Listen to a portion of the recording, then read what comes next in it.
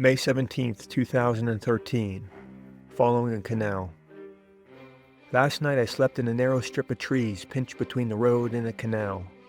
Several times, loud trucks jarred me awake. I wasn't able to rest, so I left early, just as the sun was cresting the horizon. An hour later, I was still drowsy, and when more trees appeared, I hung my hammock for a morning nap. I was wakened by two middle-aged farmers arriving in a small green jalopy towing an old wooden cart. They had sickles to cut all the grass growing thickly between the trees. The land had been covered by crops for days, and men harvesting the grass from the side of the road has become a common sight. I tried to talk to them, but they kept to their work. The canal I slept next to stretched straight to the horizon in both directions. The land was so flat that water pooled in the base without flowing either way. I followed the canal for 35 miles and never crossed a single small hill or lull in the land. Eventually, the canal led me into the town of Armyansk, where I stopped at an outdoor market to buy another day of meals. A row of 10 booths lined the streets, all selling the same assortment of cheap cookies and candy. Nothing I wanted. I bought a package of noodles for dinner in hopes that there would be better options tomorrow. A man came out of the crowd to talk to me. He asked me a question in a Slavic language I couldn't identify. I shrugged and pointed to my ear to let him know I didn't understand. He made a call on his cell phone, then handed it to me. The voice on the other end introduced himself as Roman, the son of the man in front of me. In English, he invited me to their home for dinner and a place to stay for the night.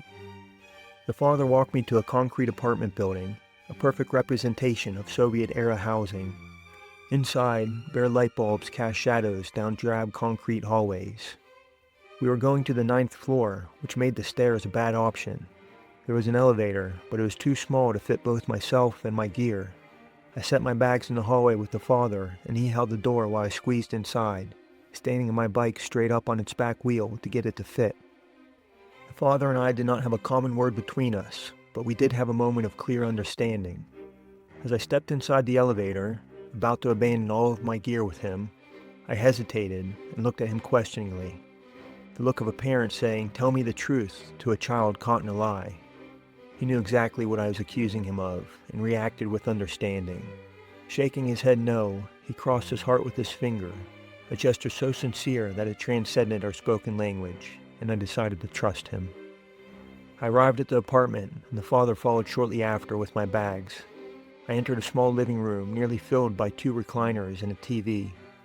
The kitchen was on my right, wallpapered with a patterned scene of cornucopia. Ahead of me, the hallway led to 2 bedrooms and a bathroom. The home was simple and plainly decorated, but the mood was inviting and warm. I met Roman, a thin man in his early 20s, and his mother, who was always smiling. Roman offered me the shower to use and a washing machine. I declined. I was soaked by mist 2 days ago and felt clean enough.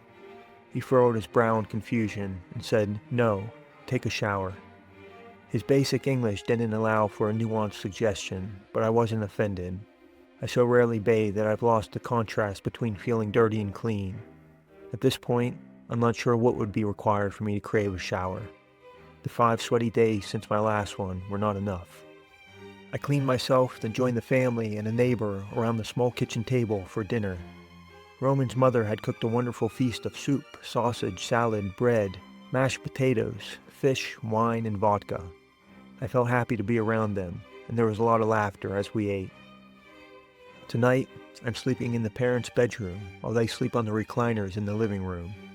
They told me they usually sleep out there. The bedroom has pink walls and curtains, and an old television is sitting on a dresser. An altar in the corner has images of Jesus.